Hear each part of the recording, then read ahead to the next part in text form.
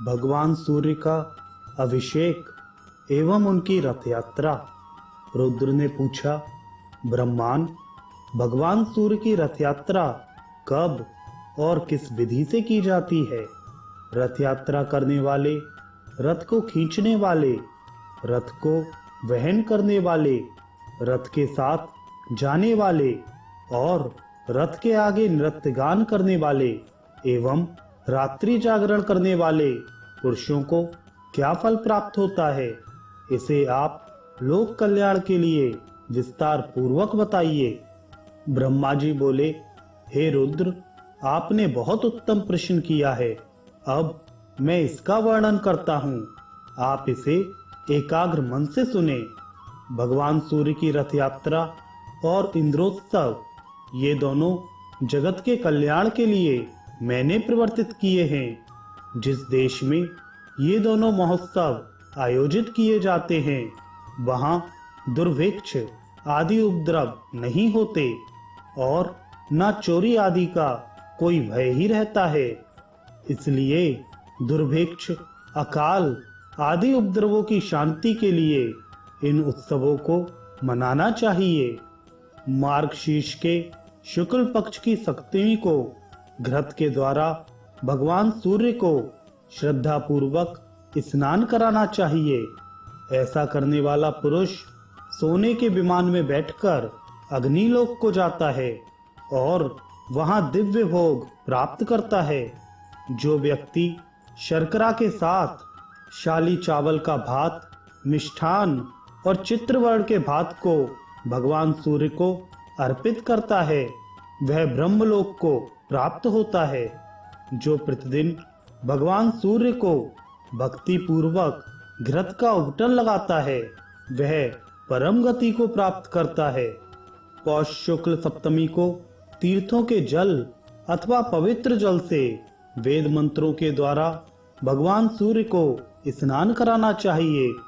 सूर्य भगवान के अभिषेक के समय प्रयाग, पुष्कर, कुरुक्षेत्र, नैमिष, पेहवा, शोण, गोकर्ण, ब्रह्मवर्त, कुशावर्त, बिल्वक, नील पर्वत, गंगा द्वार, गंगा सागर, कालप्रिय, मित्रवन, भांडारी वन, चक्रतीर्थ, रामतीर्थ, गंगा, यमुना, सरस्वती, सिंधु, चंद्रभागा, नर्मदा, विपाशा, तापी, शिवा, वेत्रवती, गोदावरी, पयोषणी, कृष्णा, वेन्या, शतद्रु, पुष्कारणी, कौशिकी तथा सरयू आदि सभी तीर्थों, नदियों और समुद्रों का स्मरण करना चाहिए।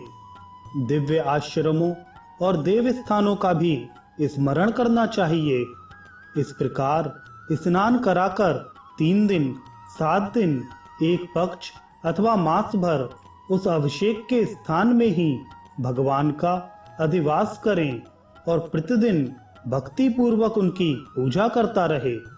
माघ मास के कृष्ण पक्ष की सप्तमी को मंगल कलशों तथा वितान आदि से सुशोभित चौकोर एवं पक्के ईंटों से बनी वेदी पर सूर्य नारायण को भली भांति स्थापित कर हवन, ब्राह्मण भोजन, वेद पाठ और विभिन्न प्रकार के नृत्य, गीत, वाद्य आदि उत्सवों को करना चाहिए।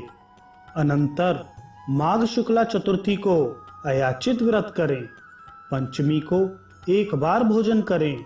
षष्ठी को रात्रि के समय ही भोजन करें और सप्तमी को उपवास कर हवन, ब्राह्मण भोजन आदि संपन्न करें। सबको दक्षिणा देकर पौराणिक की भली भांति पूजा करें। तदंतर रत्न जटित स्वर्ण के रथ में भगवान सूर्य को विराजित करें। उस रथ को उस दिन मंदिर के आगे ही खड़ा रखें। रात्रि में जागरण करें और नृत्य गीत चलता रहे। माघ शुक्ला अष्टमी को रथ यात्रा करनी चाहिए। रथ के आगे विविध बाजे बजते रहें, नृत्य गीत और मंगल ध्वनि होती रहे। रथ यात्रा प्रथम नगर के उत्तर दिशा से प्रारंभ करनी चाहिए, पुनः क्रमशः पूर्व, दक्षिण और पश्चिम दिशाओं में भ्रमण कराना चाहिए। इस प्रकार रथ यात्रा करने से राज्य के सभी उपद्रव शांत हो जाते हैं। राजा को युद्ध में विजय मिलती है तथा उस राज्य में सभी प्रजाएं और पशुगण निरोग एवं सुखी हो जाते हैं। रथ यात्रा करने वाले, रथ को वहन करने वाले और रथ के साथ जाने वाले सूर्यलोक में निवास करते हैं। रुद्र ने कहा, हे ब्रह्मांड, मंदिर में प्रतिष्ठित प्रतिमा को किस प्रकार उठाना चाहिए और किस प्रकार रथ में विराजमान करना चाहिए, इस विषय में मुझे कुछ संदेह हो रहा है, क्योंकि वह प्रतिमा तो स्थिर अर्थात अचल प्रतिष्ठित है, अतः उसे कैसे चलाया जा सकता है। कृपा कर आप मेरे इस संशय को दूर करें।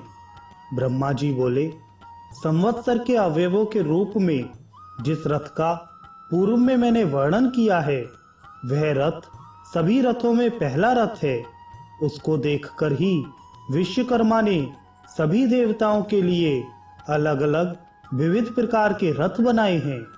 उस प्रथम रथ की पूजा के लिए भगवान सूर्य ने अपने पुत्र मनु को वह रथ प्रदान किया। मनु ने राजा इक्ष्वाकु को दे दिया और तब से यह रथ यात्रा पूजित हो गई और परंपरा से चली आ रही है। इसलिए सूर्य की रथ यात्रा का उत्सव मनाना चाहिए। भगवान सूर्य तो सदा आकाश में भ्रमण करते रहते हैं, इसलिए उनकी प्रतिमा को चलाने में कोई भी दोष नहीं है। भगवान सूर्य के भ्रमण करते हुए उनका रथ एवं मंडल दिखाई नहीं पड़ता, इसलिए मनुष्यों ने रथ यात्रा के द्वारा ही उनके रथ एवं मंडल का दर्शन किया है। ब्रह्मा, विष्णु, शिव आदि देवों की प्रतिमा के स्थापित हो जाने के बाद उनको उठाना नहीं चाहिए, किंतु सूर्य नारायण की रथ यात्रा प्रजाओं की शांति के लिए प्रतिवर्ष करनी चाहिए। सोने चांदी अथवा उत्तम काष्ठ का अतिशय रमणीय और बहुत सुंदर रथ का निर्माण करना चाहिए। उसके बीच में भगवान सूर्य की प्रतिमा को स्थापित कर उत्तम लक्षणों से युक्त अतिशय सुशील हरित वर्ण के घोड़ों को रथ में नियोजित करना चाहिए। उन घोड़ों को केसर से रंगकर अनेक आभूषणों, पुष्पमालाओं और चंबर आदि से अलंकृत करना चाहिए। रथ के लिए अर्घ्य प्रदान करना चाहिए। इस प्रकार रथ को तैयार कर सभी देवताओं की पूजा कर ब्राह्मण भोजन कराना चाहिए।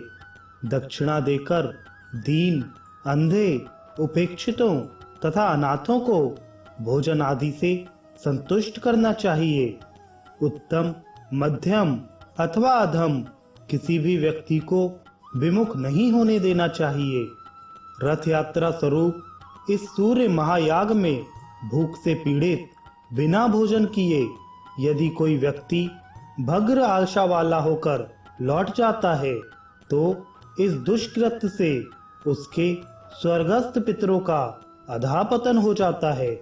अतः सूर्य भगवान के इस यज्ञ में भोजन और दक्षिणा से सबको संतुष्ट करना चाहिए, क्योंकि बिना दक्षिणा के यज्ञ प्रशस्त नहीं होता।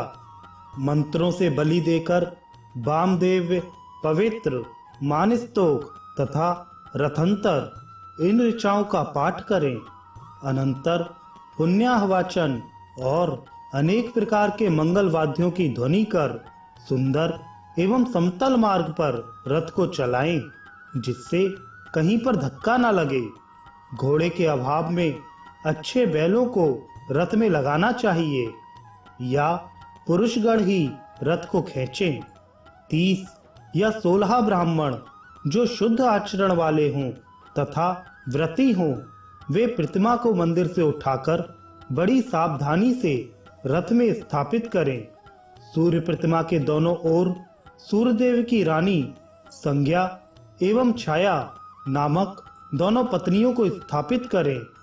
निक्षुपा को दाहिनी ओर तथा राज्ञी को बाईं ओर स्थापित करना चाहिए। सदाचारी वेद पाठी 2 ब्राह्मण प्रतिमाओं के पीछे की ओर बैठे और उन्हें संभालकर स्थिर रखें। सारथी भी कुशल रहना चाहिए। स्वर्ण दंड से अलंकृत छत्र रथ के ऊपर लगाएं। अतिशय सुंदर रत्नों से जटित स्वर्ण दंड से युक्त ध्वजा रथ पर चढ़ाएं, जिसपे अनेक रंगों की 7 पताकाएं लगी हों। रथ के आगे के भाग में सारथी के रूप में ब्राह्मण को बैठना चाहिए।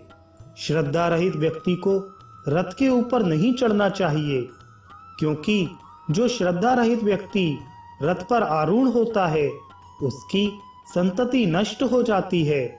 ब्राह्मण, क्षत्रिय और वैश्य को ही रथ के वहन करने का अधिकार है। अपने स्थान से चलकर सर्वप्रथम रथ को उत्तर द्वार पर ले जाना चाहिए। वहां 1 दिन तक रथ की पूजा करें।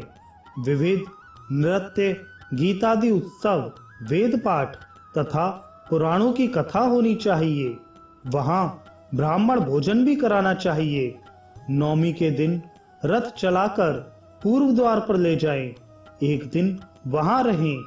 तीसरे दिन दक्षिण द्वार पर रथ ले जाएं तथा चौथे दिन पश्चिम द्वार पर रथ ले जाएं। वहां से नगर के मध्य में रथ ले जाएं। वहां पूजन और उत्सव करें। दीपमालिका प्रज्वलित करें। ब्राह्मणों को दान दें और भोजन कराएं। अनंतर वहां से मंदिर में रथ को लाना चाहिए। वहां नगर के सभी लोग मिलकर पूजन और उत्सव करें। 1 दिन रात रथ में ही प्रतिमा रहे। दूसरे दिन भगवान सूर्य की प्रतिमा को रथ से उतारकर बड़ी धूमधाम से मंदिर में स्थापित करें। इस प्रकार सप्तमी से त्रयोदशी तक रथ यात्रा होनी चाहिए और चतुर्दशी को प्रतिमा पूर्व स्थान पे स्थापित कर दें। इस रथ यात्रा के करने से सभी विघ्न बाधाएं निवृत्त हो जाती हैं।